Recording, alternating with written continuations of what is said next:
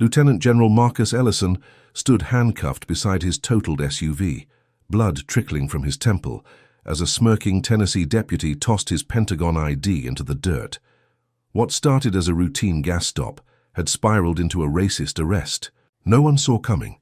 The deputy thought he'd won, until Marcus made one call that turned the tables. But that call didn't end the fight. It ignited a war.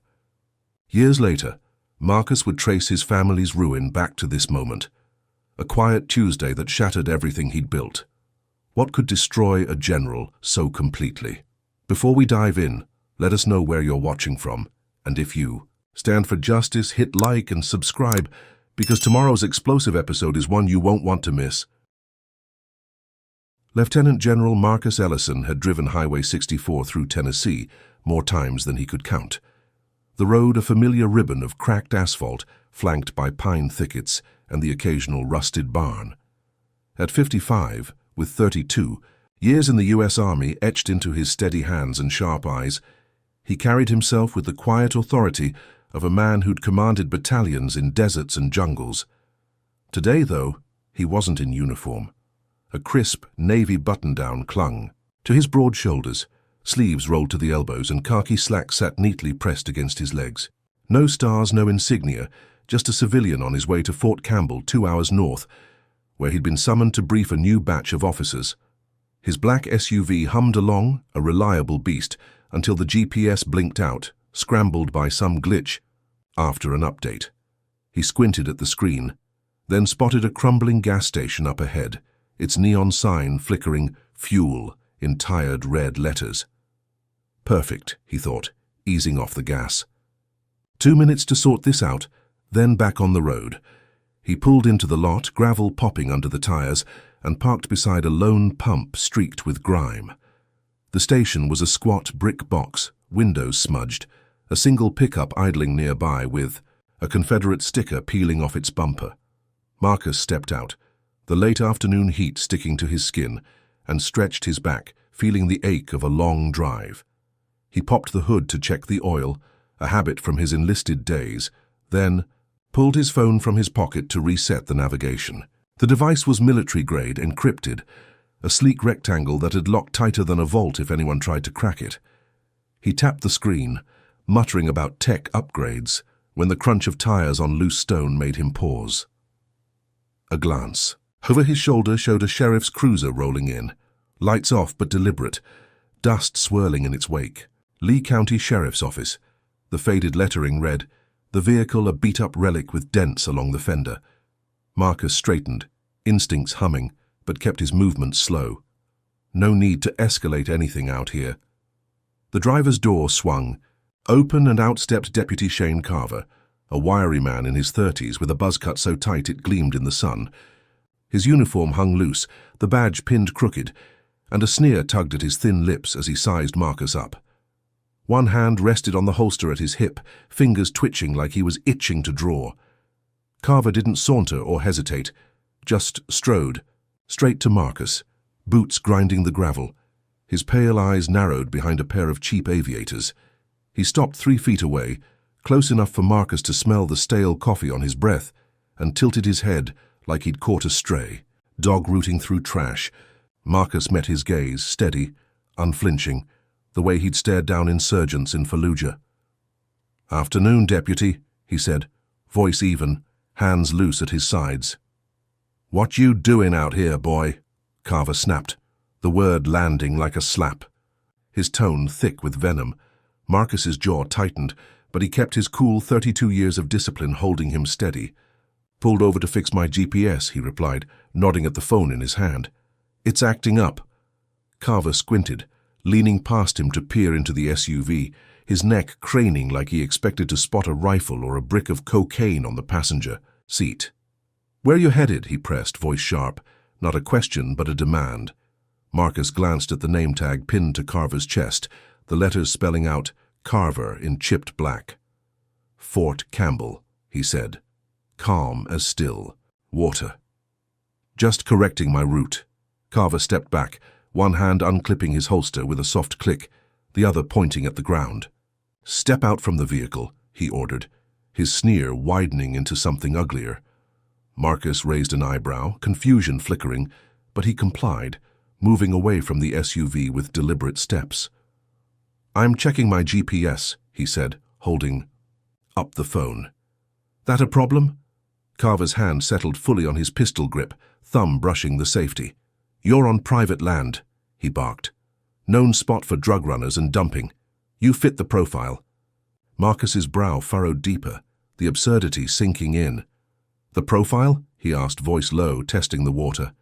Carver didn't answer, just jerked his chin toward the SUV's rear. "Hands on the trunk, now." Marcus exhaled through his nose, a slow breath to keep the anger at bay. He'd faced this before, the profiling, the assumptions in boardrooms and backroads alike, but this was different. This was bold, reckless. "I'll step over," he said, walking to the trunk, his tone measured but firm. "But I've done nothing wrong, I'm complying fully." Carver followed, boots scuffing, and shoved him toward the metal. "You're uncooperative," he growled, grabbing Marcus's arm and twisting it hard. Marcus's palm slapped the warm trunk, the jolt rattling his teeth, and Carver kicked his legs apart, forcing him into a spread stance. Marcus didn't resist, didn't flinch, but his mind raced. No backup for Carver, no body cam glinting on his chest, just the crackle of a radio ignored in the cruiser. This wasn't procedure, this was power. "You're making a mistake," Marcus said softly, almost a whisper, his voice cutting through the humid air. Carver ignored him, patting him down with rough hands, knuckles digging into Marcus's ribs. From inside the gas station, a white cashier with a scruffy beard leaned against the counter, watching through the grimy window. His lips curled into a chuckle, a low rasp audible even from 20 feet away, like he was in on some private joke. Marcus caught the sound, his stomach twisting, but kept his eyes forward, locked on the SUV's tailgate. Carver stepped back, fishing a pair of cuffs from his belt, the metal glinting dully in the fading light. "Turn around," he snapped, and Marcus did, slow and deliberate, his face a mask of calm. Carver grabbed his wrists, yanking them behind his back, and snapped the cuffs on tight, the steel biting into Marcus's skin. "Suspicious loitering," Carver muttered, more to himself than anyone, his sneer now a full grin. "You picked the wrong spot to play dumb." Marcus stood there, cuffed, the weight of the moment settling in. He wasn't just a driver anymore, not just a man fixing a glitch. He was a target, stripped of rank, reduced to a slur in the span of 5 minutes. The cashier's laugh echoed again, louder this time, a hyena's cackle bouncing off the brick, to walls. Marcus's blood simmered, but he held it down, his training a steel cage around his rage. Across the lot, the pickup's engine growled as it pulled away, its driver casting a lazy glance at the scene, unbothered, uninterested.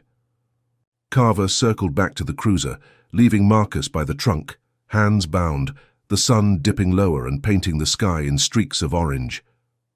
"Stay put," Carver barked, popping his door open and reaching for the radio.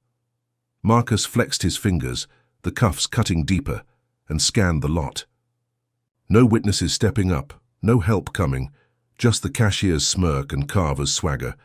He'd been in tighter spots, faced worse odds, but this wasn't a battlefield with rules. This was Tennessee dirt, and Carver was king here or so, he thought. The radio crackled to life, static buzzing as Carver muttered something about a situation. Marcus stood tall despite the cuffs, his mind already working, plotting the next move. He knew his rights, knew his rank, knew the weight of the ID in his wallet, now useless on the gravel where Carver had tossed it. But he also knew this wasn't over, not by a long shot. The deputy's arrogance was a fuse lit and burning, and Marcus could feel the explosion coming. He'd dealt with men like Carver before, petty tyrants drunk on power, but never this close to home, never this raw. The air thickened, heavy with heat and hate, and Marcus braced himself, sensing the storm about to break. Lieutenant General Marcus Ellison stood pinned against the sun-warmed trunk of his black SUV, wrists aching under the bite of Deputy Shane Carver's cuffs. The Tennessee gas station's gravel lot stretched out in a haze of dust and heat, the air thick with the stink of gasoline and Carver's smug triumph. Blood trickled from a shallow cut on Marcus's temple, where Carver had shoved him too hard, a petty victory for a man who thought he'd already won. Marcus kept his breathing steady, his broad shoulders squared despite the steel pinning his arms. He'd faced ambushes in Kandahar, stared down warlords in Mogadishu, but this was a different kind of enemy, one hiding behind a badge and a sneer. Carver paced nearby, muttering into his radio about a non-compliant suspect, his boots kicking up pebbles with every step.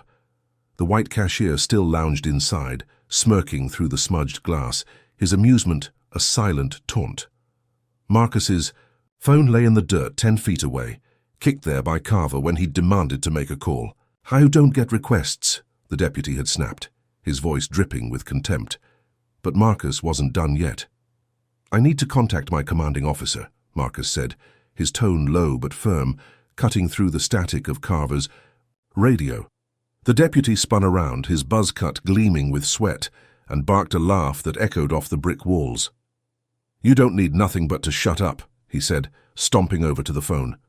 He scooped it up, dangling it between two fingers like a trophy, then dropped it again, grinding it into the gravel with his heel. Marcus's jaw clenched, a flicker of rage breaking through his calm, but he held it back. That phone was encrypted, useless to Carver, but it was his lifeline. He needed it, or something else, fast. His eyes flicked to the road as a semi-truck rumbled past, its horn blaring briefly. The driver, a stocky black man with a graying beard, slowed, craning his neck to stare. Jamal, his name stitched on his faded flannel, pulled over 50 yards up, tires crunching as he parked. He stepped out, phone already in hand, filming the scene with a steady grip. Carver didn't notice, too busy strutting back to Marcus, his hand resting on his holstered pistol. "You're going downtown," he said, grabbing Marcus's arm and yanking him toward the cruiser. Marcus stumbled once, the cuffs throwing off his balance, but straightened quick, his dignity a steel rod down his spine. "You've got no cause," he said, loud enough for Jamal to hear. "I've identified myself. Check my wallet." Carver snorted, shoving him harder. "I don't check nothing from you people," he spat, the slur hanging heavy in the air. Marcus's blood boiled, but he locked it down, his mind racing. He needed that call, needed someone to know. Jamal edged closer, now 30 yards off, his camera catching every move, every word. Marcus saw the glint of the lens and seized the chance. "Jamal," he called, voice clear and sharp. "Dial this number, 202-555-0198. Pentagon switchboard. Tell them it's Lieutenant General Marcus Ellison." Jamal froze for a split second, then nodded, punching the digits into his phone with thick fingers. Carver whipped around, his sneer twisting into a scowl. "Who you talking to?" he barked, storming toward Jamal. "Put that damn thing down." Jamal held his ground, raising the phone higher, the red recording dot blinking steady. "It's ringing," he shouted back, his deep voice carrying over the growl of a distant engine. Marcus stood by the cruiser, cuffed hands flexing, watching, as Carver hesitated, caught between the general and the trucker. The line clicked, and a crisp female voice answered, "Pentagon Operations, Colonel Tara Vaughn speaking." Jamal relayed Marcus's name, his words fast but clear, and Marcus spoke up, projecting across the lot. "Colonel, it's Ellison. I'm being unlawfully detained by a Lee County deputy in Tennessee. Highway 64, mile marker 37. I need immediate verification and support." Carver lunged at Jamal, snatching for the phone, but Jamal sidestepped, holding it out of reach. "Back off, man," he growled, still filming with his free hand. Vaughn's voice crackled through the speaker, sharp and urgent. "General Ellison, stay calm. I'm dispatching MPs from Fort Campbell and notifying state authorities. Hold tight." Marcus nodded, though she couldn't see, his chest easing slightly. Carver froze, his hand hovering mid-air, confusion flickering in his pale eyes. He hadn't expected this, hadn't counted on a witness, let alone a direct line to the Pentagon. "Oh, you're bluffing," he muttered, turning back to Marcus, but his swagger faltered, his sneer less certain. He grabbed Marcus by the collar and shoved him into the cruiser's back seat, slamming the door with a clang that rattled the frame. "Teaching you a lesson," he hissed through the cracked window, his breath hot and sour. "Don't care who you call." Marcus sat still, the vinyl seat sticking to his back, the cuffs digging deeper into his wrists. He watched Carver pace outside, barking into his radio about backup, his voice tight with nerves he couldn't hide. Jamal kept filming, now 20 feet away, the phone steady as a rock. Minutes ticked by, the sun sinking lower, casting long shadows across the lot. Then the roar of an engine cut through the quiet, a state trooper's sedan pulling in fast, lights flashing but sirens silent. The trooper, a lanky man with a grey moustache, stepped out, his boots hitting the gravel with purpose. He strode to Carver, hand on his belt, and demanded, "What's the situation?" Carver straightened, pointing at Marcus. "Caught this guy loitering, resisted arrest, got him secured." The trooper's eyes flicked to the cruiser, then to Jamal's camera, then back to Carver. "Got a call from Fort Campbell," he said, voice flat. "Says you're holding a 3-star general, that true?" Carver's face twitched, a muscle jumping in his jaw, but he doubled down. "He's lying. No proof." The trooper's radio buzzed, a clipped voice confirming Marcus's rank and ordering his release. "Open the door," the trooper said, stepping closer. Carver hesitated, his hand hovering near his gun, then relented, yanking the door wide. Marcus stepped out, slow and deliberate, his button-down wrinkled, but his posture unbroken. The trooper nodded once, a silent apology, and turned to Carver. "You're done here, step back." Carver glared, his fists clenching, but he obeyed, retreating to his cruiser with a muttered curse. Marcus rubbed his wrists, the red marks stark against his skin, and met Jamal's gaze. "Thanks," he said, voice low. Jamal nodded, lowering the phone but keeping it rolling. The trooper handed Marcus his wallet and cracked phone, retrieved from the dirt, and Marcus slipped them into his pocket. "You good to drive?" the trooper asked. Marcus nodded, already moving to his SUV. "I'm good." He climbed in, started the engine, and pulled out, the gravel crunching under his tires as he left Carver fuming in the dust. Relief washed over him, cool and fleeting, the weight of the cuffs fading with each mile. He'd won this round, or so he thought, the Pentagon's reach flexing just enough to set him free. The gas station shrank in his rear view, a blip on the horizon, and he let himself breathe. But Carver's scowl lingered in his mind, a promise of something darker brewing.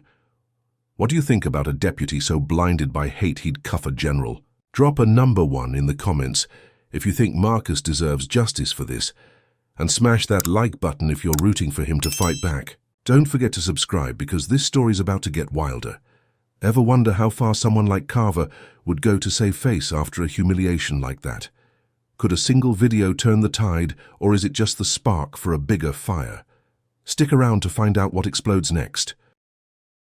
Lieutenant General Marcus Ellison gripped the steering wheel of his black SUV, the Tennessee highway stretching out in a blur of asphalt and pine as he put distance between himself and the gas station.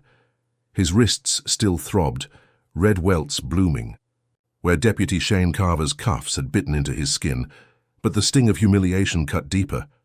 He'd walked away, free thanks to Jamal's quick thinking and Colonel Vaughan's pull at the Pentagon, but the taste of victory was thin, fragile, like a breath held too long.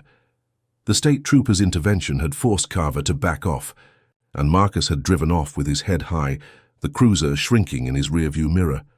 Now an hour later, dusk painted the sky in bruised purples, and he flicked on the radio, hoping static and country twang might drown out the memory of Carver's sneer.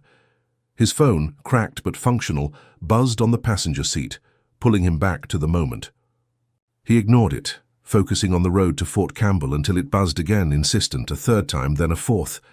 He pulled into a motel lot just off Highway 64, a low-slung building with peeling paint and a flickering vacancy sign. Killing the engine, he grabbed the phone, the screen lighting up with notifications. Texts from his wife, Lena, stacked up. "Call me. You okay?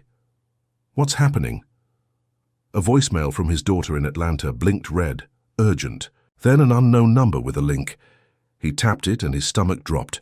Jamal's video loaded, grainy but sharp enough, the title screaming in bold, "Racist Cop versus Army Vet." There he was, pinned against the SUV, Carver's voice barking. Boy like a whip crack, the cuffs snapping on. Jamal's steady narration calling out the injustice. Marcus watched, pulse quickening, as the clip ended with the trooper's arrival, his release, Carver's scowl etched in the final frame. The view count ticked past 200,000, comments flooding in, hashtags like Justice for Marcus and Down Tennessee, racism trending fast. By the time he refreshed, it hit 2 million, a wildfire spreading across the internet. Marcus sat back, the motel's neon glow seeping through the windshield, casting jagged shadows over his face. Relief flickered, then pride, a rare swell in his chest. People saw it, knew it, cared. He dialed Lena, her voice shaking when she picked up. "Marcus, it's everywhere. CNN's got it. Are you safe?" He forced a calm he didn't feel. "I'm fine, baby. Just a long day." She exhaled, fragile, and he promised to be home by morning. Hanging up, he scrolled the comments, strangers cheering him, veterans saluting him, a chorus of outrage drowning out Carver's hate. He allowed himself a small smile, the first since the gas pump, thinking maybe this was the win, the kind that stuck. Maybe Carver would slink away, shamed into silence. He checked into the motel, room 12, dropped his bag on the sagging bed, and crashed, the hum of the AC lulling him into uneasy sleep. 40 miles away, Shane Carver slumped in a cracked leather recliner in his double-wide trailer, a half-empty beer sweating in his hand. The TV flickered, muted, some local news anchor mouthing words he didn't need to hear. His phone glowed on the armrest, the video looping for the 10th time, each view a punch to his gut. 2 million. 2 million people watching him lose, watching that smug black bastard walk free. His buzz cut prickled with sweat, his thin lips curling as he drained the bottle and chucked it at the wall. Glass shattered, amber liquid streaking the peeling paint, but it didn't cool the rage boiling in his chest. He'd been humiliated, stripped bare on a screen for the world to jeer at, and he wasn't about to let it stand. He grabbed his burner phone, thumbed a number he knew by heart, and waited as it rang. "Dale," he growled when the line picked up. "It's me." Sheriff Dale Hargrove's voice rumbled back, low and gravelly, a man built like a linebacker with a Confederate flag tattoo snaking up his forearm. "Saw the damn video, Shane. You screwed the pooch on this one." Carver's grip tightened, knuckles whitening. "I need you to fix it. He's making me look like a fool." Hargrove chuckled, cold and slow, the sound of a man who'd buried bigger problems than this. "Already on it, little brother. You sit tight." Carver hung up, pacing the trailer, his boots thudding on the warped floor. Hargrove wasn't just family, he was the law in Lee County, an ex-Marine with a network of loyalists who'd do anything for a nod and a 20. If anyone could turn this around, it was him. By midnight, Hargrove sat in his office, a cluttered cave of oak and tobacco stink, typing on a laptop with meaty fingers. He doctored a report, backdating it to the gas station stop, claiming Marcus had swung at Carver first, resisted with force, a clear threat to public safety. He attached a blurry still from a traffic cam, manipulated to show Marcus's arm raised, and sent it to a buddy at the local Fox affiliate. By 3 in the morning, the story broke. Army vet attacks. Deputy caught on tape. The smear hit the airwaves, a counter-narrative to Jamal's video, painting Marcus as a thug in a button-down, a liar hiding behind rank. Hargrove leaned back, grinning, his gold tooth glinting under the desk lamp. Let the public chew on that, Marcus. Woke at dawn. The motel room stale with mildew, his phone buzzing off the nightstand. Lena's voice was frantic when he answered. "They're saying you hit him, Marcus. It's all over the news." He bolted upright, flipping to a channel where a bleach-blonde anchor parroted the lie, the doctored image flashing on screen. His gut twisted, the victory from last night curdling into something sour. He called Colonel Vaughan, briefing her as he packed, but the damage was spreading. Social media split, half defending him, half swallowing Hargrove's bait, calling him a fraud. He checked out, climbed into the SUV and started the engine, determined to get home and fight this. The road hummed beneath him, but the peace was gone. He didn't see the pickup trailing him, a rusted Chevy with no plates, until it was too late. 3 miles from the motel. It roared up beside him, windows down, 4 white men inside, faces shadowed under ball caps. They swerved close, forcing him to brake, and he heard the scrape of metal on metal as they rammed his fender. He gripped the wheel, adrenaline spiking, and floored it. But they matched his speed, boxing him in. A tire iron smashed his driver's side window, glass exploding inward, cutting his cheek. He swerved, tires squealing, and pulled into a ditch to shake. Them? They stopped 20 yards ahead, piling out crowbars and bats in hand.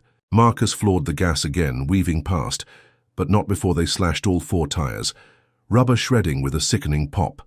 The SUV limped to a stop, steam hissing from the hood.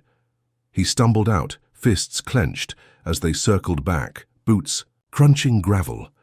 "Stay in your lane, boy," one shouted, his voice a guttural snarl before swinging a bat at the windshield.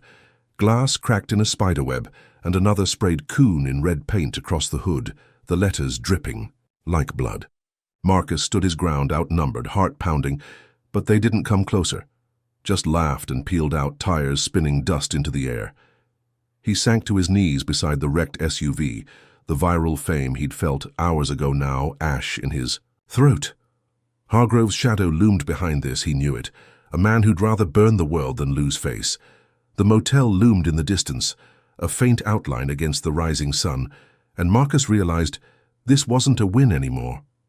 It was war, and the first real blow had just landed. Lieutenant General Marcus Ellison knelt beside his crippled SUV, the Tennessee dawn breaking in streaks of gold over the motel lot. Shattered glass glittered around him, the red spray paint spelling "Coon" across the hood, a jagged wound in the morning light. His tires hung in tatters, slashed by Sheriff Dale Hargrove's mob, their laughter still echoing in his ears as they'd sped off in their rusted Chevy. Blood crusted on his cheek from the tire iron's blow through his window, and his fists clenched tight, knuckles brushing the gravel. The viral video that had crowned him a hero last night now felt like a target painted on his back. Hargrove's smear campaign twisting it into a lie that half the internet swallowed whole. He stood, brushing dirt from his khakis, and pulled, his cracked phone from his pocket. The battery blinked at 10%, but it was enough. He dialed Colonel Tara Vaughn again, his voice steady despite the storm raging inside. "Tara, it's Marcus. They hit my car. Mob of 4, racial slurs, property damage. I need backup." Vaughn's response came fast, clipped with fury. "Where are you?" He gave her the motel's coordinates, Highway 64, mile marker 42, and she didn't hesitate. "MPs are rolling from Fort Campbell now. Sit tight, Marcus. This ends today." He hung up, scanning the empty lot, the motel clerk peeking through blinds but staying put. 20 minutes later, the growl of engines cut through the quiet. 2 Humvees tearing in, dust swirling as they flanked his SUV. 4 military police spilled out, rifles slung low, their tan uniforms crisp against the chaos. Sergeant Ruiz, a wiry woman with a buzz cut of her own, took point, her dark eyes sweeping the scene. "General Ellison?" she asked, saluting sharp. He returned it, nodding. "That's me. Thanks for the quick response." She eyed the wrecked vehicle, the slur glaring in the sunlight, and her jaw tightened. "We've got you, sir. Let's secure this." The MPs cordoned off the lot, one snapping photos of the damage while another called in a tow truck from base. Marcus stood by, briefing Ruiz on the attack, his voice calm but edged with steel. This wasn't random. Sheriff Hargrove's behind it, retaliation for yesterday. Ruiz nodded, her radio crackling as she relayed it to Vaughn. An hour later, a Pentagon liaison patched through to Hargrove's office, a stern voice cutting through the line. "Sheriff, you've got 1 hour to issue a public apology for your deputy's actions and this assault, or we escalate to DOJ. Your call." Hargrove, holed up in his oak-paneled office, chewed his lip, his broad shoulders hunched over the desk. He'd seen the MPs rolling in on a tip from a buddy, and now the feds were breathing down his neck. He had no choice. By noon, Hargrove stood on the sheriff's station steps, a podium shoved in front of him, cameras rolling as he forced out a statement. "Lee County regrets the incident involving Lieutenant General Ellison," he growled, teeth gritted so hard, his gold tooth flashed. "Deputy Carver's been suspended pending review. We don't condone violence." His eyes burned, the apology a lie he'd choke on, but the Pentagon's weight pressed too hard to ignore. Marcus watched it stream live from his phone, now, plugged into an MP's charger, the Humvee's engine humming beside him. The tow truck hauled his SUV away, and Ruiz handed him keys to a loaner jeep. "You're clear to head home, sir," she said. "We'll escort you to Nashville." He nodded, gratitude flickering, and climbed in, the MPs trailing him out of the lot. The road stretched ahead, smooth and open, and for the first time in 24 hours, he felt the knot in his chest loosen. Hargrove's groveling, Carver's suspension, the MPs at his back. It looked like justice might hold. He made it to Nashville by dusk, pulling into the driveway of his 2-story brick home, Lena waiting on the porch, her arms crossed tight. She ran to him as he stepped out, her hug fierce, her breath hitching against his chest. "I saw the video, the news, everything," she whispered. "Thought I'd lost you." He held her close, the scent of her jasmine perfume grounding him. "I'm here," he said, kissing her forehead. "It's over." The MPs saluted and rolled out, leaving him with his family, the quiet of suburbia wrapping around them like a shield. He called Vaughn one last time, secure line buzzing as he debriefed her from his study. "Hargrove's on a leash," she assured him. "We'll keep eyes on this. Get some rest, Marcus." He hung up, sinking into his chair, the weight of the day lifting. He'd won again, or so he thought, the storm finally breaking. But Hargrove wasn't resting. Back in Lee County, he sat in a dimly lit bar, nursing a bourbon, his Confederate tattoo stark against his skin. The apology had galled him, a public kick to the teeth, and he wasn't about to let Marcus strut away clean. He dialed a number on his burner, voice low as he spoke to a hacker he'd used before, a skinny kid named Trey with a rap sheet and no morals. "Dox him," Hargrove ordered. "Address, phone, family, all of it. I want it online by midnight." Trey cackled, fingers already flying over a keyboard in some basement 2 counties over. "Easy money, boss," he said, and hung up. By D. 11, Marcus's life hit the dark web, then X, then every hate forum Hargrove's crew could flood. His Nashville address glowed in neon threads, a beacon for every bigot with a grudge. Marcus slept hard that night, Lena curled beside him. The house silent save for the hum of crickets outside. At 2 in the morning, a crash shattered the peace, bricks smashing through the living room windows, glass exploding across the hardwood. Lena screamed, bolting upright, and Marcus rolled out of bed, instincts kicking in. He grabbed his service, pistol from the nightstand, creeping to the stairs as shouts echoed from the yard. "Get out, trash!" a voice bellowed, thick with venom, followed by the thud of more bricks against the siding. He peered through the blinds, spotting 3 figures in hoodies, one swinging a bat at his mailbox, another hurling a rock that cracked the porch light. Lena clutched his arm, her breath ragged. "Marcus, what's happening?" He pulled her back, dialing 911, but the line rang dead, cut somehow. A note sailed through the broken window, landing at his feet, scrawled in jagged marker. "Stay in your place." He shoved Lena behind the couch, gun raised, as the mob scattered into the night, tires squealing down the street. Sirens wailed in the distance, too late, neighbors peeking from curtains but staying put. Marcus lowered the pistol, chest heaving, the relief of hours ago torched to ashes. Hargrove's reach had found him, breached his home, his sanctuary, and this was no random hit. The doxing hit him like a fist, the realization sinking in as he swept glass from the floor, Lena trembling beside him. The Pentagon's muscle, the public shame, none of it had stopped this. Hargrove wasn't backing down, he was doubling down, and Marcus knew the war had just kicked into a higher gear. The bricks were a warning, a promise of worse, and sleep wouldn't come again tonight. Should a man's home be a battlefield just for standing up? Comment number 1 if you think Marcus deserves peace after all he's served, and hit like if Hargrove's retaliation makes your blood boil. Subscribe now because this fight's far from over. What happens when a sheriff turns a whole county against one man? Can Marcus keep his family safe when the enemy knows where he sleeps? Next time, the stakes climb higher, and you won't believe what hits him next. Lieutenant General Marcus Ellison swept glass from his Nashville living room floor, the jagged shards glinting under the morning sun like a cruel reminder of the night before. His wife Lena sat on the couch, clutching a mug of tea that had gone cold, her eyes red from crying after the brick attack orchestrated by Sheriff Dale Hargrove. The racist note, "Stay in your place," lay crumpled on the coffee table, its marker stains bleeding into the wood.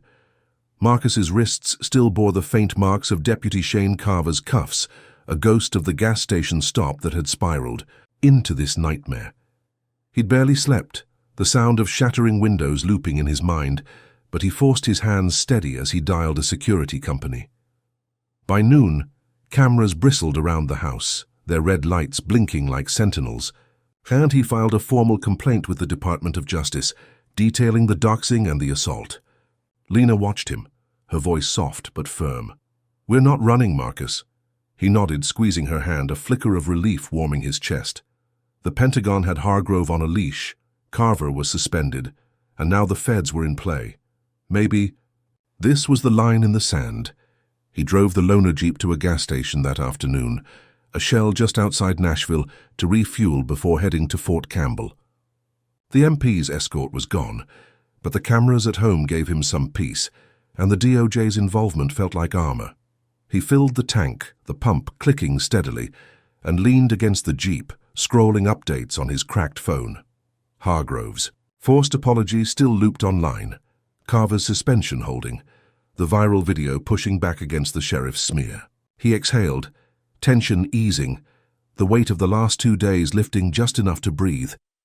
Then a familiar cruiser rolled in, dust swirling around its dented frame, Lee County Sheriff's Office etched on the side. Marcus straightened, instincts flaring as Shane Carver stepped out, his wiry frame taut with menace. The deputy's suspension should have kept him off duty, but there he was, badge glinting, a smirk twisting his thin lips. Carver sauntered over, hands in his pockets, casual, as a snake slithering through grass. "Well, well, look who's still driving," he said, voice oily with mock surprise. Marcus kept his stance loose, eyes locked on him. "You're not supposed to be here, Carver. Suspended means off the streets." Carver chuckled, low and dark, stepping closer. "Union got me back early. Little loophole. Thought I'd check. On you." Marcus's gut tightened, but he held his ground. "Check's done. Walk away." Carver's smirk widened, and he circled the jeep, brushing a finger along the hood. "Nice ride. Shame if something happened to it."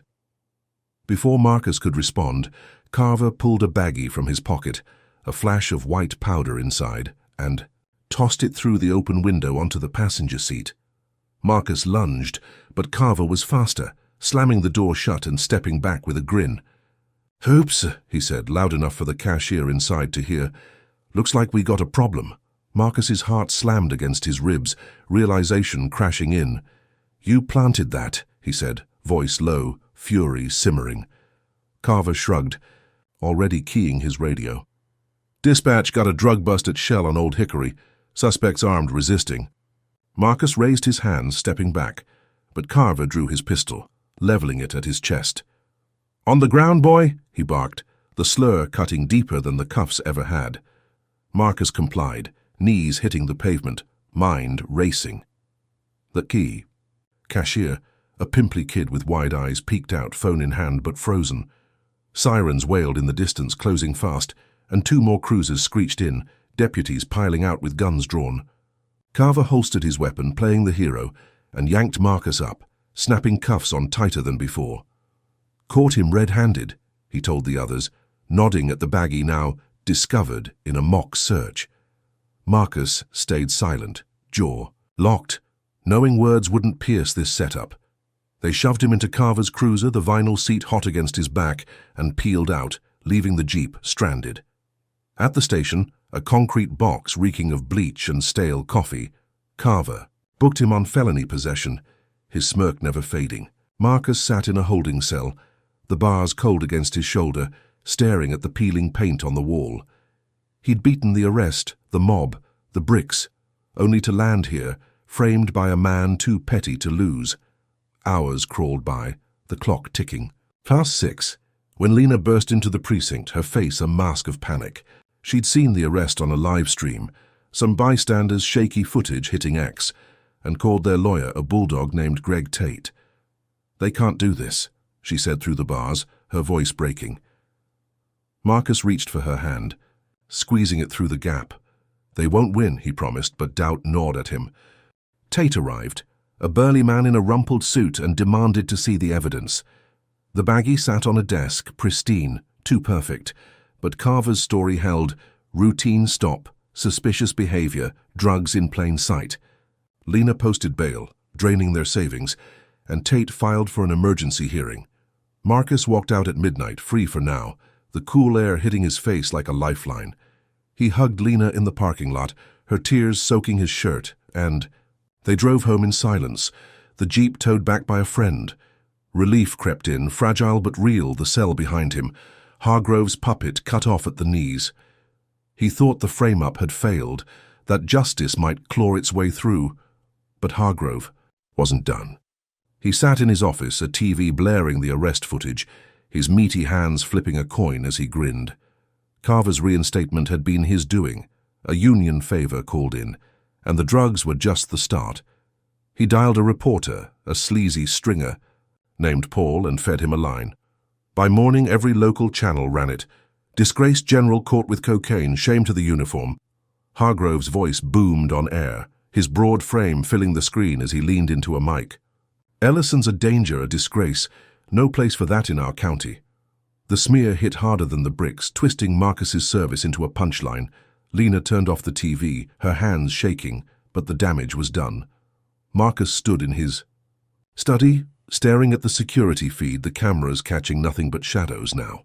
Tate called, voice grim. "Hearings tomorrow, but they're pushing hard. Judge isn't friendly." Marcus nodded, hanging up, and sank into his chair. The DOJ complaint, the MPs, the viral truth, none of it had stopped this. He drove to court the next day, Lena beside him, her grip tight on his arm. The judge, a grey-haired relic with a drawl, stared down from the bench, his eyes cold. "Flight risk," he declared, slamming the gavel. Bail denied, despite Tate's protests. Deputies cuffed Marcus again, dragging him back to the cell, Lena's sob echoing in the hall. Carver leaned against the wall outside, lighting a cigarette, his grin ablaze in the dark. Marcus sat on the cot, the concrete chilling his bones, victory snatched away by a frame-up so bold it defied reason. Hargrove's war machine churned on, and this time it had teeth. Lieutenant General Marcus Ellison sat on the edge of a thin cot in a Lee County holding cell, the concrete walls pressing in like a tomb. His wrists ached from the cuffs Deputy Shane Carver had slapped on him yesterday, the felony drug charge, a noose tightening around his neck. The planted baggie of white powder, tossed into his jeep with a smirk, had landed him here, Sheriff Dale Hargrove's voice still ringing in his ears from the TV smear. Disgrace to the uniform. Lena's sob from the courtroom echoed louder, her plea for bail crushed by a racist judge who'd sneered flight risk like it was a personal victory. Marcus stared at the peeling paint, 32 years of army discipline keeping his spine straight, but inside, doubt clawed at him. The DOJ complaint, the MPs, the viral video, all of it had seemed like a shield, but Hargrove's machine had chewed through it, spitting him out into this 6x8 cage. He'd tasted freedom yesterday, thought the frame-up would crack under scrutiny. But now the cell door clanged shut and hope felt like a ghost. Lena hadn't slept, her hands trembling as she dialed Greg Tate, their lawyer, from their Nashville home. The security cameras blinked outside, useless against this legal ambush, and she paced the living room, glass still crunching under her slippers from the brick attack. Tate picked up, his gruff voice a lifeline. "We're fighting this, Lena. I've got a JAG officer inbound from the Pentagon. Hang on." She nodded, though he couldn't see, and called Colonel Tara Vaughn next, her words tumbling out. "They've got Marcus locked up, Tara. Drugs, planted, a lie. We need help." Vaughn's tone hardened, a steel edge cutting through the static. "I'm on it. Captain Reese is en route. We'll bury them." Lena hung up, sinking onto the couch, the crumpled note from the mob staring back at her. She wouldn't let them win. Not like this. Captain Daniel Reese arrived at the courthouse by noon, a lean man in a crisp JAG uniform, his briefcase stuffed with affidavits and Marcus's service record. Tate met him outside, sweat beading on his bald head, and they stormed the clerk's office demanding an immediate hearing. Reese pulled Jamal's video, synced it with timestamps from the gas station's security feed, proving Carver's random check was a setup. The baggie's chain of custody crumbled, no prints but Carver's on it, a rookie mistake or arrogance. Tate slammed the evidence on the judge's desk, the same gray-haired relic who denied bail, and Reese leaned in, voice low. "This is a 3-star general, Your Honor. The Pentagon's watching. Drop this now or it's federal." The judge's eyes flicked to the JAG insignia, then to the crowd gathering outside, veterans and locals chanting Marcus's name. He scowled, gavel hovering, then muttered, "Case dismissed. Insufficient evidence." Marcus walked out at 2, cuffs off, sunlight hitting his face like a punch. Lena ran to him, her arms wrapping tight around his chest, and he held her, the crowd's cheers washing over them. "You're free," she whispered, tears streaking her cheeks. He nodded, lips brushing her hair, tasting justice for the first time in days. Tate clapped his shoulder, Reese saluted, and Marcus felt the weight lift, the cell's chill fading from his bones. The veterans hoisted signs, "Honor not shame," and a news van rolled up, cameras catching his steady stride. He climbed into the Jeep with Lena, the engine roaring to life, and drove home, the Nashville skyline rising like a promise. Hargrove's frame-up had cracked, the judge's dismissal a public slap to his face, and Marcus let himself believe it might stick. The road hummed beneath them, smooth and open, and he squeezed Lena's hand, a quiet vow to keep fighting. But Hargrove wasn't licking wounds. He sat in his Lee County office, bourbon sweating on the desk, his broad frame hunched, over a phone. The dismissal burned, a second humiliation in a week, and he wasn't about to let Marcus dance away. He dialed a deputy, a lanky kid named Boyd with a rap sheet he'd buried, and growled, "Get to the evidence room, swap the video. Make it look like Ellison swung first at the gas station." Boyd hesitated, then nodded, slipping into the station's basement. He swapped Jamal's footage with a doctored cut, Marcus's arm edited to lash out, a lie so seamless it'd fool a jury. Hargrove grinned, his gold tooth catching the light, and called in a favor with a clerk. By dusk, a new warrant. Hit the system. Assault on an officer. Tied to the original stop. A charge that'd stick hard. Marcus pulled into his driveway, the Jeep's tires crunching gravel, Lena beside him, her smile fragile but real. He stepped out, stretching his back, the evening air cool against his skin. Then headlights flared, a SWAT van roaring up the street. Black and unmarked, tires screeching as it stopped short. Doors flew open, 6 men in tactical gear spilling out, rifles raised, red dots dancing on Marcus's chest. "Down!" one shouted, voice muffled by a mask, and Marcus froze, hands up, confusion slamming into him. Lena screamed, lunging forward, but a gloved hand shoved her back, her shoulder hitting the Jeep. "Marcus Ellison, you're under arrest," the leader barked, zip-tying his wrists as boots pinned him to the grass. "Assaulting an officer, Lee County warrant." Marcus twisted, eyes wide. "That's a lie, I just beat this." The leader ignored him, dragging him up, and a baton cracked across his ribs, doubling him over. Lena clawed at the air, her cries raw as they beat him, fists and boots raining. Down, blood pooling on the lawn. "Stop!" she yelled, but a rifle butt grazed her arm, sending her sprawling. Neighbors peeked from windows, phones out, but no one moved, fear locking them in place. The team hauled Marcus to the van, his lip split, one eye swelling shut, and tossed him inside, the door slamming with a thud. Lena scrambled up, sobbing as they peeled out, taillights fading into the dusk. She stumbled to the house, dialing Tate, her voice breaking. "They took him. SWAT. Beat him in front of me." Tate cursed, promising to fight, but the line went fuzzy, her hope drowning in the echo of boots on her husband. Marcus slumped in the van, pain searing his side, the zip ties cutting into his raw wrists. The courtroom win, the crowd's cheers, all of it evaporated, replaced by the copper taste of blood in his mouth. Hargrove's shadow loomed larger than ever, a man who'd twist the law itself to bury him. The van jolted over potholes, taking him back to a cell or worse. And he knew this wasn't just revenge, it was annihilation.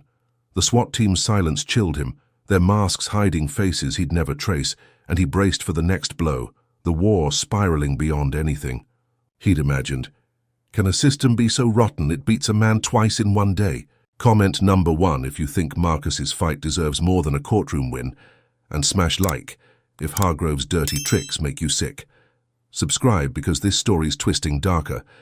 What happens when a sheriff's grudge turns a home into a war zone? Will Lena's screams be enough to pull Marcus back from the edge, or is Hargrove's next move already in motion?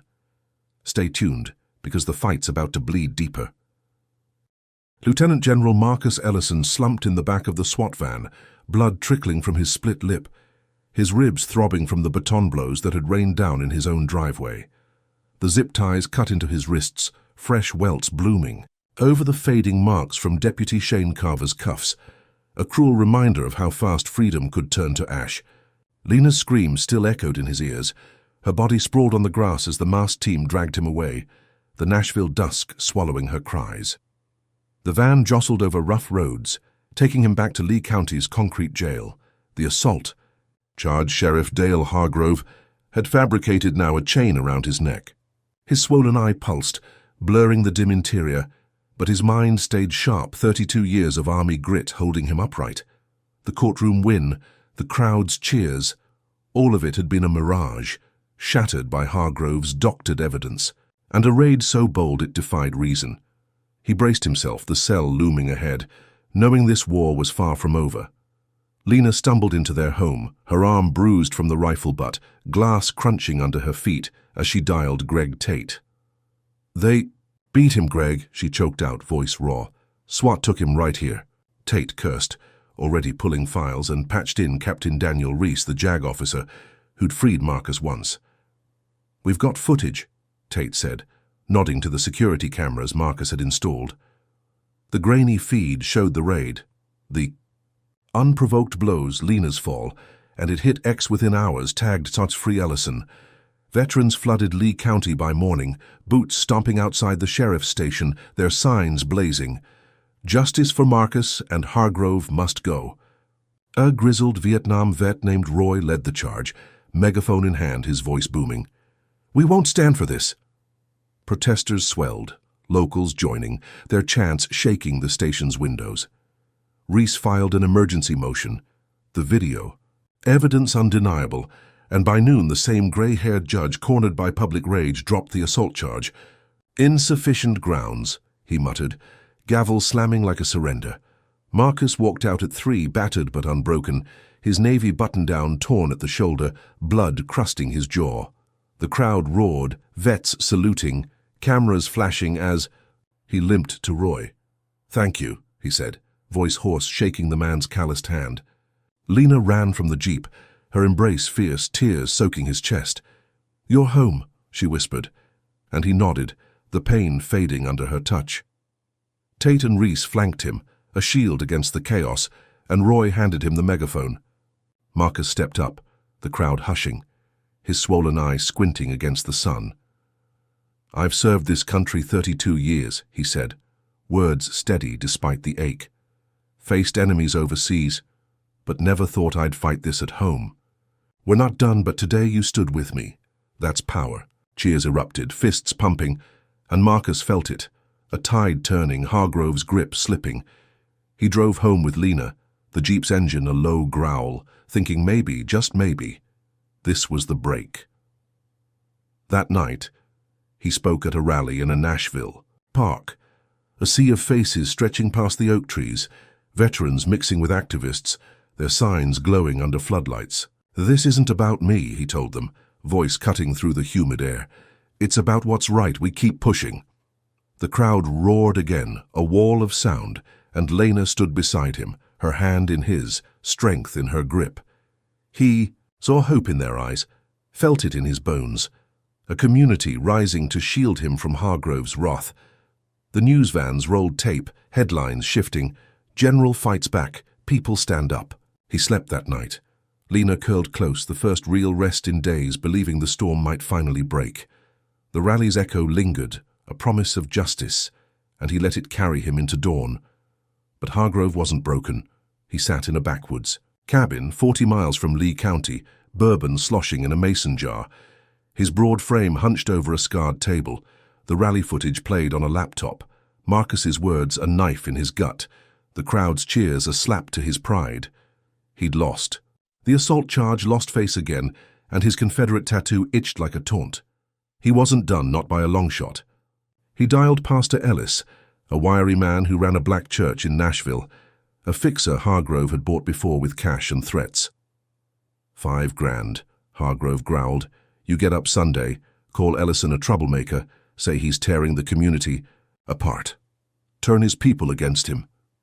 Ellis hesitated, his voice thin. That's a hard sell, Dale. Hargrove's grin bared his gold tooth. Make it stick, or I dig up that DUI you buried. Ellis sighed, the line clicking dead. Sunday morning, Marcus sat in his living room, Lena brewing coffee, the security cameras blinking steady. He flipped on the TV, expecting rally recaps, but Pastor Ellis filled the screen, live from his pulpit, sweat beading on his brow. Marcus, Ellison's stirring chaos, Ellis preached, voice trembling but loud. A man of war, not peace. We don't need his kind tearing us down. Marcus froze, coffee mug slipping in his hand, the words a gut punch. Lena gasped. What's he doing? The congregation split, half nodding, half shouting back, but the damage spread. X lit up, next Ellison trouble trending, his own community fracturing under Hargrove's bribe. He drove to the church, needing answers, and stepped inside as the sermon ended. Faces turned, some warm, some cold, and Ellis avoided his gaze, slipping out the back. Marcus walked the aisle, voices rising, slurs cutting through the murmurs. Traitor, outsider, spat from lips he'd thought were allies. He left, head high, but the sting burned deep. That night, he parked the Jeep in the garage, Lena cooking dinner, the house quiet save for the sizzle of onions. A crash jolted him, a Molotov cocktail smashing through the garage window, flames erupting in a roar of orange and black. He grabbed Lena, yanking her out the back door as the fire swallowed the Jeep, heat searing his back. Smoke billowed, the garage collapsing, and he shielded her, coughing as the blaze licked the house's edge. Sirens wailed, too late again, firefighters dousing the inferno as neighbors gawked. Lena clung to him, her breath ragged, the flames inches from taking her life. Marcus's eyes locked on the wreckage, the rally's hope torched to cinders, Hargrove's hand unmistakable in the pastor's betrayal and this near-fatal strike. He stood in the yard, ash raining down, Lena trembling beside him. The community's turn, the fire's fury. It was Hargrove doubling down, a man who'd burn everything to win. Marcus's ribs ached, his face bruised, but his resolve hardened, a steel core forged in the heat. The garage smoldered, a blackened shell, and he knew this wasn't just a fight for justice anymore. It was survival, and Hargrove had lit the match. The war had shifted, the stakes climbing higher, and Marcus braced for the next blow, the night closing in like a noose. Lieutenant General Marcus Ellison stood in his Nashville backyard, ash dusting his boots, the smoldering ruins of his garage a blackened skeleton against the dawn sky. The Molotov cocktail Sheriff Dale Hargrove's goons had lobbed last night still burned in his mind, the flames licking inches from Lena as he dragged her out the back door. Her breathing steadied beside him now, her arm bruised from the chaos, but her eyes blazed with a fury that matched his own. The Jeep was gone, melted into a twisted heap, and the house's siding bore scorch marks like battle scars. Firefighters had doused the blaze, their hoses leaving puddles that reflected the rising sun, but the damage was done. Marcus's ribs ached from the SWAT beating, his face a map of bruises, yet he stood tall, 32 years of Army steel holding him up. The community's betrayal at the church, Pastor Ellis's bought lies, had stung, but this was war crossing a line he couldn't forgive. He pulled his cracked phone from his pocket, dialing Colonel Tara Vaughn, his voice a low growl.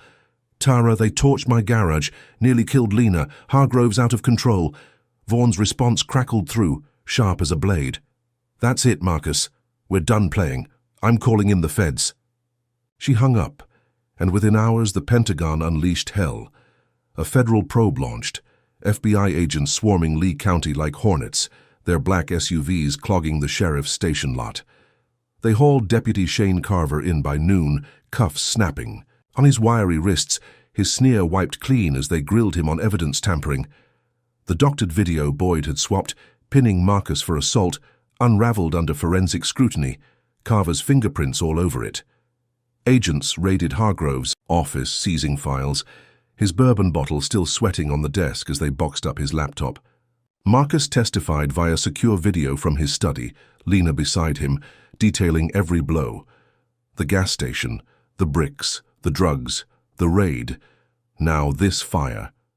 His voice stayed steady, facts cold and clear, 32 years of command in every word. By dusk, Carver sat in a cell charged with obstruction, and Hargrove's badge was stripped, the feds citing gross misconduct. Marcus watched it unfold on the news, Lena's hand in his, the TV flickering in their living room. Lee County Sheriff removed, the ticker blared, a reporter standing outside the station as deputies shuffled out, heads low. Vaughn called, her tone clipped but triumphant. Carver's locked up, Hargrove's done, DOJ's taking over. You're clear, Marcus. He exhaled, a weight lifting, the bruises on his face pulsing less with every breath. Lena squeezed his fingers, her smile small but real.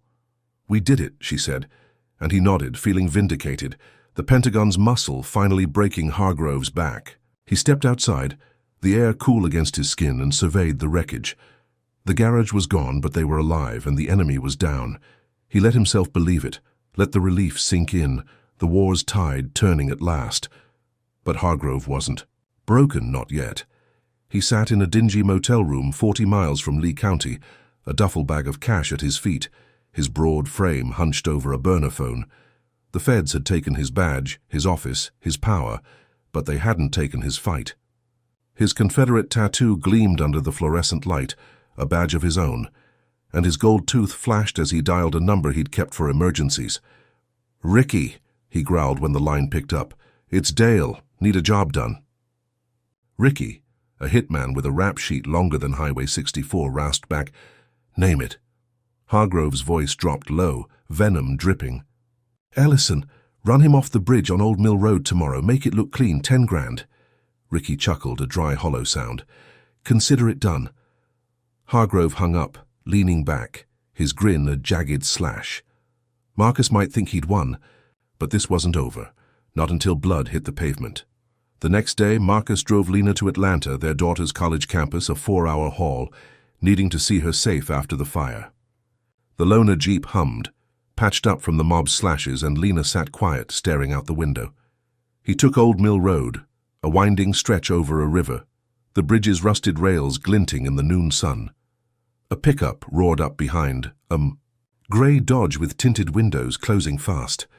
Marcus glanced in the rear view, instincts prickling, and floored it, the Jeep lurching forward. The Dodge rammed his bumper, metal screeching, and Lena screamed, gripping the dash. "Marcus!" He swerved, tires squealing, but the Dodge swung wide, slamming his side, forcing him toward the rail. The bridge loomed, water rushing 50 feet below, and Ricky behind the wheel gunned it, aiming to shove him off. Marcus yanked the wheel, scraping the rail, sparks flying, and braked hard, the Jeep spinning out. The Dodge overshot, fishtailing, and Marcus floored it again, dodging back onto the road. He pulled over a mile later, heart slamming, the Jeep's fender crumpled, Lena panting beside him. The Dodge vanished, Ricky cursing as he peeled away, but Marcus knew who'd sent him. He climbed out, legs shaking, and checked the damage, gravel crunching under his boots. The river churned below, a near miss that'd haunt him, and he pulled Lena close, her breath hitching. "We're okay," he lied, but the truth gnawed at him. Hargrove wasn't in a cell, wasn't beaten, and this was his answer. A hit meant to kill. They drove on, reaching Atlanta, and Marcus dropped Lena at their daughter's dorm, her hug fierce but brief. He headed home alone, needing space, when his phone buzzed, an unknown number. "Retract your testimony," a voice hissed, "or she's next." Lena's name hung unspoken, and Marcus froze, the line dead before he could reply. He pulled into a gas station, hands trembling, and called Vaughn, voice tight. "Hargrove hired a hitman, ran me off the road, threatened Lena." Vaughn cursed, promising more feds, but Marcus barely heard, the probe's victory souring fast. He sped home, finding Lena gone, the house empty, a note on the counter in her scrawl, went for groceries. Panic clawed at him, and he raced to the store. Finding her car empty, the lot dark. A van idled nearby, and two men in ski masks dragged Lena inside, her muffled scream cutting off as the doors slammed. Marcus sprinted, too late, the van peeling out. Hargrove's final card played. The Pentagon's win, Carver's sell, all. Jovit crumbled, and Marcus stood alone, chest heaving. The war roaring back with a vengeance is a badge enough to shield a man who'd killed to win. Comment number 1 if you think Hargrove's too far gone to stop, and hit like if Marcus's grit keeps you hooked. Subscribe now because this fight's hitting a breaking point. Can one man outrun a hitman and a sheriff's vendetta? What's Hargrove got left when the feds can't hold him, and Lena's life hangs by a thread? Next time the stakes explode and you won't see it coming. Lieutenant General Marcus Ellison stood frozen in the grocery store parking lot, the Nashville night pressing in like a vice. His wife Lena's empty car, a silent scream in the dark. The van's taillights had vanished seconds ago, two masked, men dragging her inside, her muffled cry cut off by the slam of doors. His cracked phone trembled in his hand, the hitman's threat still burning in his ears. Retract your testimony, or she's next. Sheriff Dale Hargrove's voice was behind it, no doubt, a final twist of the knife after the bridge attack that nearly sent Marcus plunging into the river. His ribs ached from the SWAT beating, his face a patchwork of bruises, but none of it mattered now. Lena was gone, taken, and 32 years of army training roared to life, shoving panic aside. He sprinted to the Jeep, parked crooked beside her sedan and floored it, tires squealing as he chased shadows down the street. Hargrove had crossed every line, and Marcus was done waiting for the feds. He dialed Colonel Tara Vaughan, voice tight, as he wove through traffic, headlights flashing in his rear view. Tara, they've got Lena kidnapped from the store. Hargrove's hitman failed, so he took her. Vaughan's curse crackled through, sharp and raw. We're tracking it, Marcus. FBI's on alert. Where are you? He rattled off the intersection. Old Hickory and 10th, but didn't slow, his mind already elsewhere. I'm not waiting, he said, hanging up before she could argue. He pulled a secure tablet from the glove box, a relic from his command days, and logged into an army intel. Network, fingers flying over the screen. Satellite feeds blinked on, grainy but clear, and he cross-referenced the van's path with traffic cams hacked in real time. A match pinged, an abandoned mill 10 miles north, a rusting hulk off a dirt road. Hargrove's kind of hole, perfect. For a trap. Marcus gunned the engine, the Jeep rattling as he pushed it past 90, dust swirling in his wake. The mill loomed ahead, a skeletal frame of steel and rot, windows shattered, the van parked crooked by a loading dock. Marcus killed. The lights, coasting to a stop 50 yards out, and slipped from the Jeep, his service pistol gripped tight. His boots sank into mud, the night thick with cricket hum and the stench of decay. He circled wide, sticking to shadows, every step a memory of covert ops in jungles and deserts.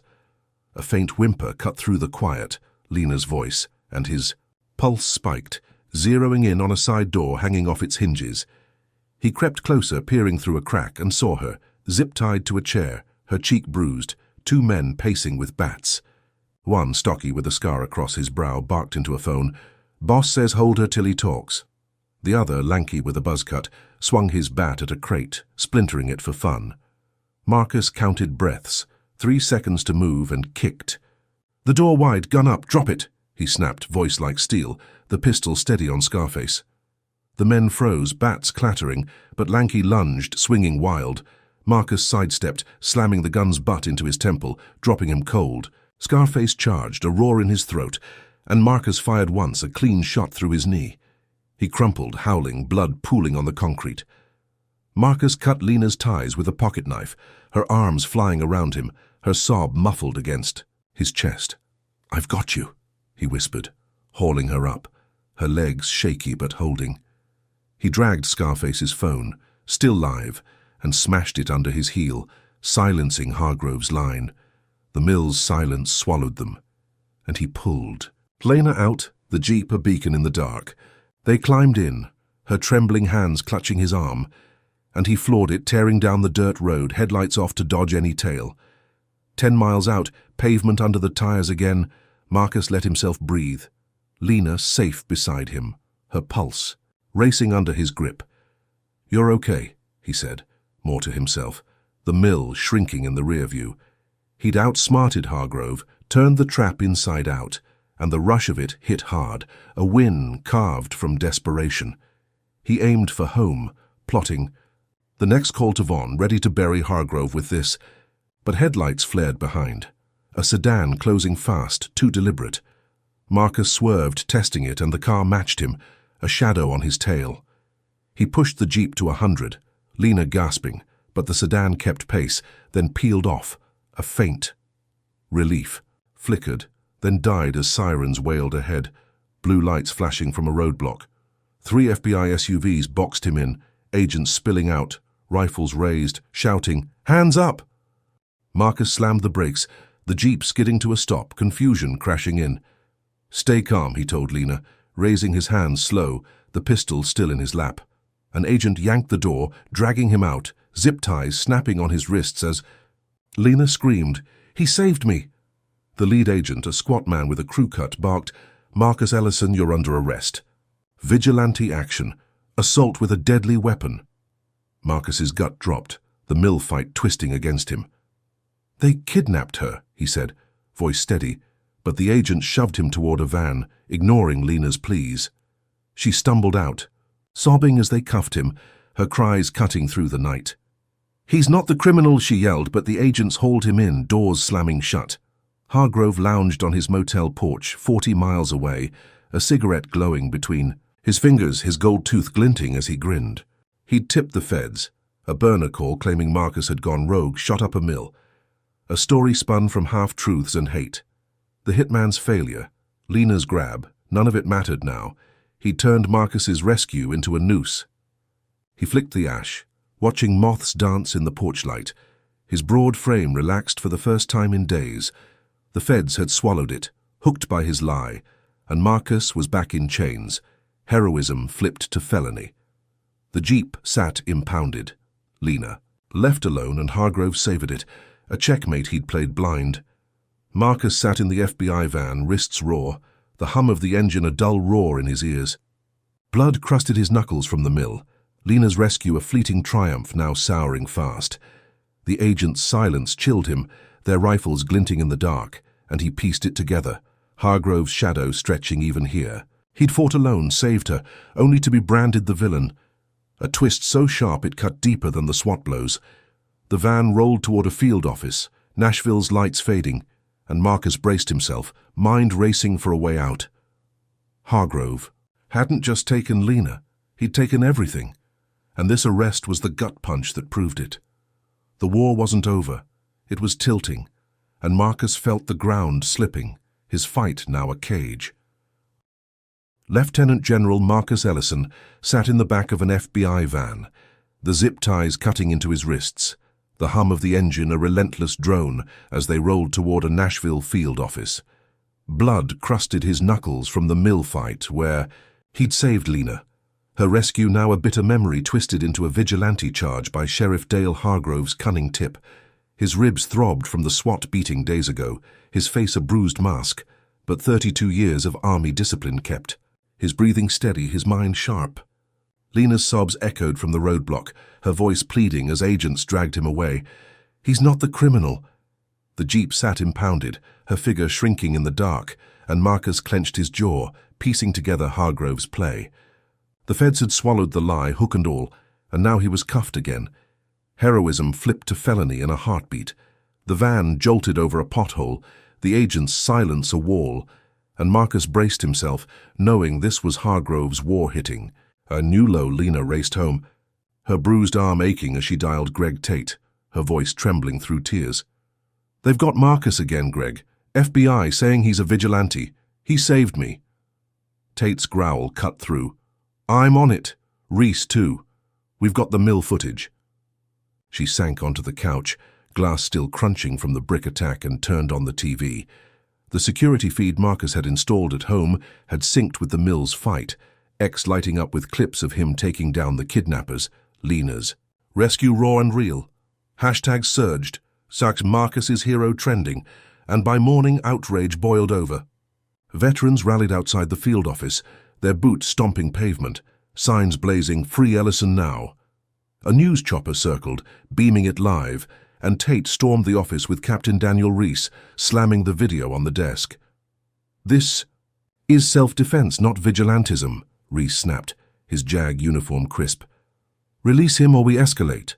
The lead agent, squat with a crew cut, scowled but caved, the public's roar too loud to ignore.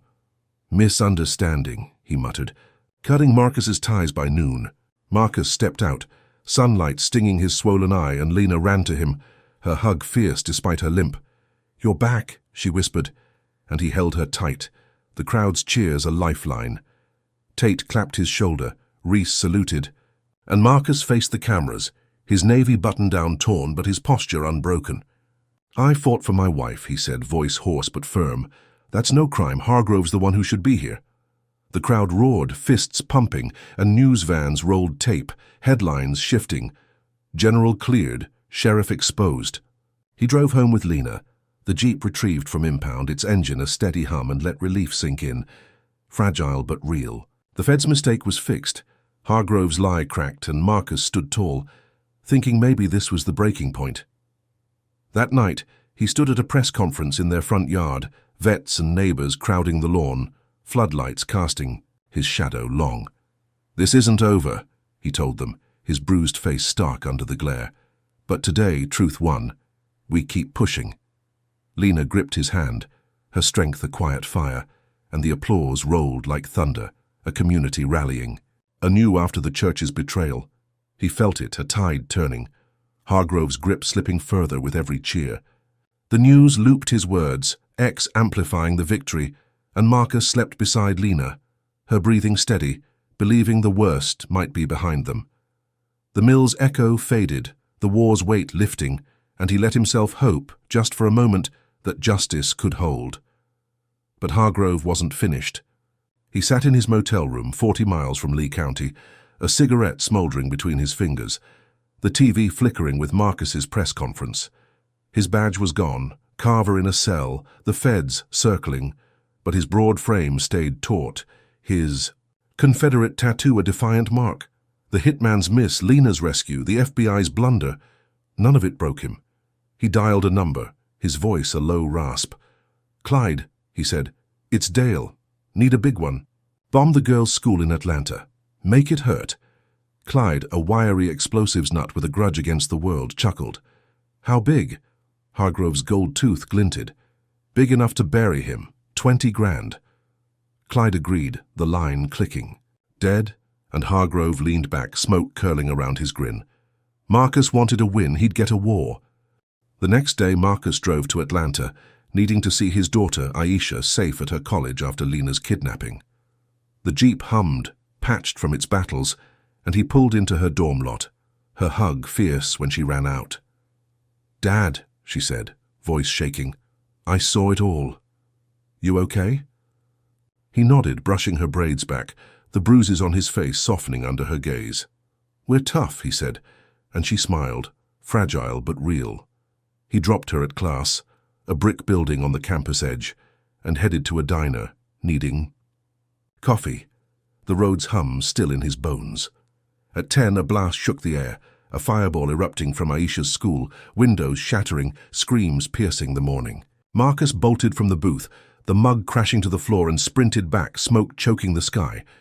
He reached the campus, chaos spilling across the lawn, students running, blood streaking the grass. The building smoldered, a crater where the entrance had been, and Marcus shoved through, shouting, "Aisha!" His heart slammed, 32 years of war flooding back, the stench of charred brick and fear, a battlefield stench. He found her near a tree, dazed, her arm gashed but alive, her braids singed. "Dad," she gasped, clinging to him, and he hauled her up, tears cutting through the soot on his face. Dozens lay injured, sirens wailing as medics swarmed, the blasts toll climbing. His phone buzzed, an unknown number, and Hargrove's voice rasped through, gloating, "This is war, Ellison. Told you she'd be next." The line died, and Marcus clutched Aisha, rage boiling over the relief. Hargrove's hand a death stroke no one saw coming. He got her to an ambulance, medics bandaging her arm, her eyes wide but steady. "I'm okay," she whispered, and he, nodded, kissing her forehead. But the press conference's triumph was ash now. The crowd's cheers drowned by this horror. He called Vaughn, voice breaking. "Hargrove bombed Aisha's school. Dozens hurt. He's free, Tara." She cursed, promising feds, but Marcus barely heard, the war's weight crashing back. He stood by the ambulance, ash raining down, Aisha's blood on his hands, and knew this was the breaking point, not for Hargrove, but for him. The rally's hope, the feds' win, all of it torched in a blast, meant to bury him.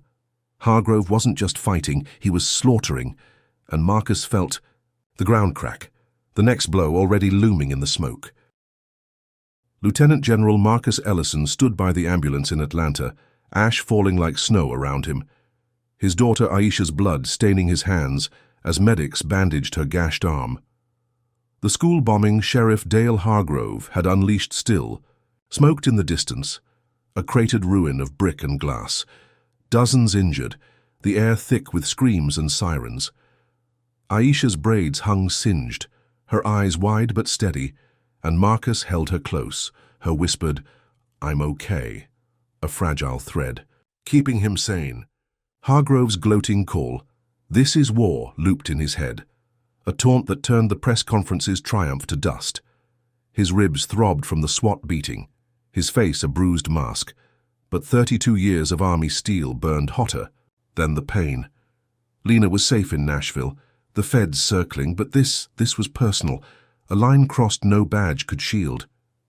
He kissed Aisha's forehead, handing her to a medic, and pulled his cracked phone, dialing Colonel Tara Vaughn.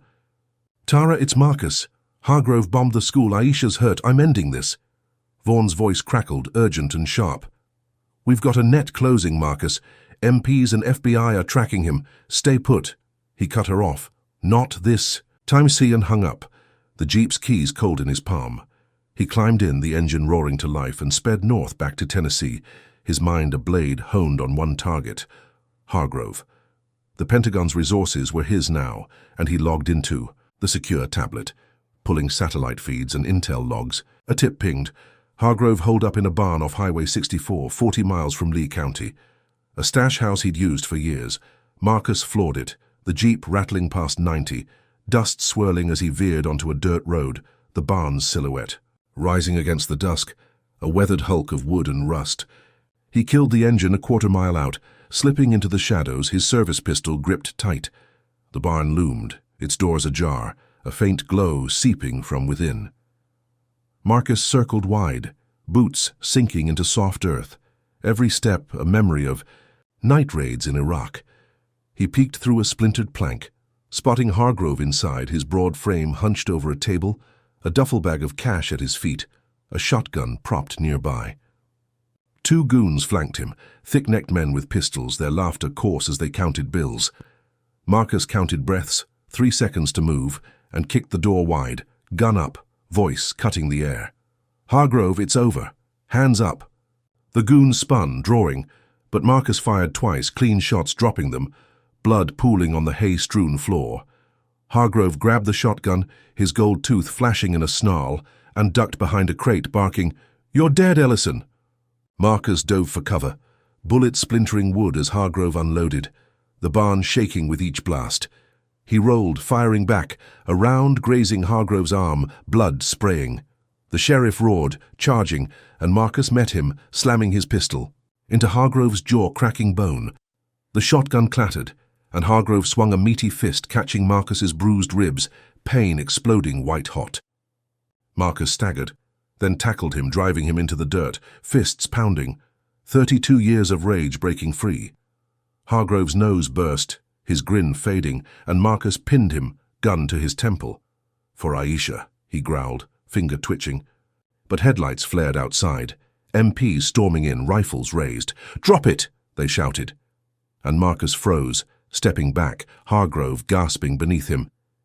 The MPs cuffed Hargrove, his broad frame limp, blood streaking his face as they dragged him out, cameras rolling from news vans that had followed the feds. Marcus stood, chest heaving, the barn's dust settling around him, and saluted Sergeant Ruiz as she secured the scene. "Good work, sir," she said, and he nodded, the fight draining from him. He drove home, the Jeep's engine a low hum, Lena and Aisha waiting on the porch, their hugs fierce as he stepped out. "He's done," he told them, voice hoarse. And they held him, the war's weight lifting, Hargrove's empire crumbling in cuffs. The news blared his arrest, Sheriff caught in sting, and Marcus sank into a chair, relief washing over. Him, the barn's echo fading. He'd ended it, faced the beast, and walked away, thinking the storm had broken at last. But Hargrove had one card left. In the transport van, cuffed and bleeding, he locked eyes with Deputy Boyd, the lanky kid he'd bribed before, now reinstated by a crooked union. "Do it," Hargrove rasped, his voice a venomous whisper, and Boyd nodded, slipping a pistol from his boot, a holdout no one checked. The van rolled toward Lee County Jail, MPs ahead, and Boyd waited 2 miles out, then pressed the barrel to Marcus's chest through the window as the jeep pulled alongside at a light. "For Dale," he hissed, and fired, the shot muffled by the van's rumble. Marcus jerked, blood blooming across his torn button-down, and slumped over the wheel, the jeep swerving into a ditch. Lena screamed, Aisha clawing at the door, medics rushing as the MPs spun back, chaos erupting on the road. Hargrove grinned from his cuffs, his gold tooth glinting as Boyd ditched the gun, the van rolling on like nothing happened. Marcus flatlined. In the ambulance, medics shouting, paddles charging as Lena sobbed, her hands slick with his blood. "Stay with me," she begged, Aisha's cries piercing the night, the siren's wail a desperate pulse. His chest stilled, the monitor flat, and medics fought, 32 years of service bleeding out on a stretcher. The jeep sat wrecked in the ditch, Hargrove's final laugh echoing from his cell, the arrest a hollow win as Marcus's life hung by a thread. The barn's victory, the crowd's hope, all of it torched in a single shot, and Lena clutched his hand, the world fading to black around her pleas. Lieutenant General Marcus Ellison lay motionless on the ambulance stretcher, blood soaking his torn navy button-down, the bullet from Deputy Boyd's pistol a burning hole in his chest. The siren wailed, a frantic scream cutting through the Tennessee night, as medics shouted over the flatline's piercing drone. Lena clung to his limp hand, her sobs choking the air, her fingers slick with his blood, while Aisha pressed against her, tears streaming down her singed braids. "Stay with me, Marcus," Lena begged, her voice breaking as the paddles charged, medics slamming them onto his chest. His body jolted once, twice, the monitor flickering, then a faint beep broke through, weak but steady. "We've got a pulse," a medic yelled, and the ambulance roared toward a Nashville hospital, tires screeching as they fought to keep him alive. The jeep sat wrecked in the ditch, Sheriff Dale Hargrove's final strike, a brutal echo of the barn's false victory, and Lena's grip tightened, willing him to hold on. 40 miles away, Hargrove slumped in the transport van, cuffed and bleeding from Marcus's fists, his broad frame rattling with every bump. His gold tooth glinted as he grinned. Boyd's shot a perfect play, the deputy slipping back into silence beside him. The MPs ahead hadn't seen, the news vans trailing too far to catch it, and Hargrove savored the chaos, his war won in a single pull of the trigger. The van rolled into Lee County Jail, his arrest plastered across every screen, Sheriff caught in sting. But the headlines missed the real story, Marcus bleeding out while he smirked. Boyd ditched the holdout pistol in a storm drain, his lanky frame slinking into the shadows, and Hargrove leaned back, the cuffs a badge of honor. He'd lost his empire, but he'd taken Marcus down, a final laugh no one could silence. Marcus woke 3 days later in a military hospital, the beep of machines a steady pulse in the sterile room. Pain seared his chest, tubes snaking from his arms, and Lena sat beside him, her bruised arm resting on the bed. Aisha curled in a chair, her bandaged arm limp. "You're here," Lena whispered, tears spilling as she squeezed his hand, her voice a lifeline pulling him back. He tried to nod, throat dry, the bullet's path a jagged memory in his flesh. A doctor loomed, a wiry man with a clipboard. His voice clipped. "General Ellison, you're lucky. Bullet missed your heart by an inch, but there's damage." Marcus's eyes flicked to him, 32 years of steel meeting the words head on. "How bad?" The doctor hesitated, then dropped the bomb. "Spinal cord hit. You're paralyzed from the waist down permanently." The room spun. Lena's gasp, a knife in the silence. Aisha bolting upright, her cry muffled. Marcus stared at the ceiling, the weight crashing in, his legs gone, his career torched in a single shot. 32 years commanding battalions, running, up standing tall, all of it stripped by Hargrove's last card. He clenched his fists, the only part still his, and forced his voice steady. "I'm alive," he said, more to them than himself. But the truth gnawed, a general grounded, a warrior caged. Lena leaned in, kissing his forehead, her tears hot against his skin. "We'll fight this," she vowed, and Aisha nodded, her grip fierce on his arm. He let them hold him, the hospital's hum a dull roar, but inside the war shifted, a new battlefield he hadn't trained for. The news broke that week, Hargrove's conviction hitting every channel, life without parole, the barn sting and school bombing pinning him forever. "Justice served," the ticker blared, cameras panning his scowl as he shuffled into court, his Confederate tattoo stark under the lights. Marcus watched from his hospital bed, Lena flipping the channel, her hand in his, but the victory rang hollow. Boyd's shot a shadow no one caught. The feds swept it under, no trace of the deputy's gun, Hargrove's grin the only proof. Marcus's chest tightened, not from the wound but from the cost, his legs a dead weight under the sheets. He'd ended the beast, but the beast had ended. Him a trade no one saw coming. Then the twist landed, a leaked Pentagon memo slipping onto X, a dagger in the dark. General Ellison's actions instigated conflict with local authorities, it read, leading to unnecessary escalation. The brass blamed him. 32 years of service flipped to a scapegoat, and his pension vanished, stripped by a board he'd never face. Lena cursed, hurling the remote, the screen cracking as Aisha sobbed, "They can't do this!" Marcus stared at the shards, betrayal cutting deeper than the bullet, the army he'd bled for turning its back. Hargrove's laugh echoed from prison. A final gut punch. The memo his last gift through some insider he'd bought. The hospital room closed in, machines beeping a mocking rhythm, and Marcus felt the ground vanish, his legacy torched alongside his legs. He sat in a wheelchair a week later, discharged to a rehab wing, Lena pushing him down the hall, Aisha trailing with a bag of his things. The bruises on his face faded, but the weight stayed, a general reduced to a patient, his stars meaningless. Now, he looked at them, Lena's jaw set, Aisha's eyes fierce, and found a spark, faint but real.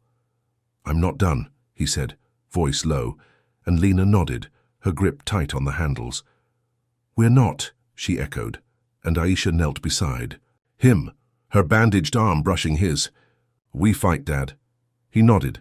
32 years of steel bending but not breaking. The war shifting from Hargrove to this, a new enemy in his own body and the system that had betrayed him.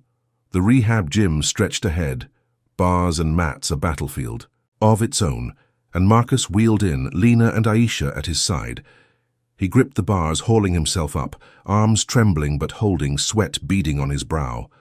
The bullet had taken his legs, the memo his rank, but not his will, not them. Hargrove rotted in a cell, life without parole a cold win, but Marcus's fight wasn't over, it was reborn, a vow etched in every grunt, every pull. The hospital faded behind, Nashville's skyline glinting through the window, and he pushed. Harder, pain a fuel now, not a chain. The war had begun at a gas pump, spiraled through cuffs and bombs, and landed here, a general broken but alive, his family, his army now, the next battle just starting. The saga of Lieutenant General Marcus Ellison reveals profound truths about resilience, systemic racism, and the cost of justice. First, it underscores that courage isn't just facing external enemies, but enduring relentless personal attacks fueled by hate. Marcus's 32 years of army service didn't shield him from a racist deputy's cuffs or a sheriff's vendetta, proving that valor can be tested anywhere, even on a quiet Tennessee road. His story teaches us that standing tall against injustice often invites fiercer retaliation, yet surrender isn't an option. Second, it exposes the fragility of institutional trust. The Pentagon's memo stripping his pension after Hargrove's bullet took his legs shows how quickly allies can betray under pressure. Systemic racism isn't just in the slurs or bombs, it's in the silence of those who should protect. Third, family emerges as the ultimate fortress. Lena and Aisha's unwavering support turned Marcus's breaking point into a new beginning, highlighting that love can fuel a fight when all else fails. Finally, the tale warns that victory against evil like Hargrove's doesn't always look like triumph. Marcus survived, but at a crippling cost, a reminder that justice can be a Pyrrhic win. The lesson? Fight anyway, because even in loss, defiance plants seeds for change. So what do you take from Marcus's war? Comment below if you think resilience beats racism every time. Hit like if his family's strength moved you, and subscribe for more tales of grit. Share this if you believe exposing racist systems matters. Thanks for joining this journey. Your support keeps these stories alive. Here's to standing tall, no matter the odds. May you find your own strength in every battle ahead.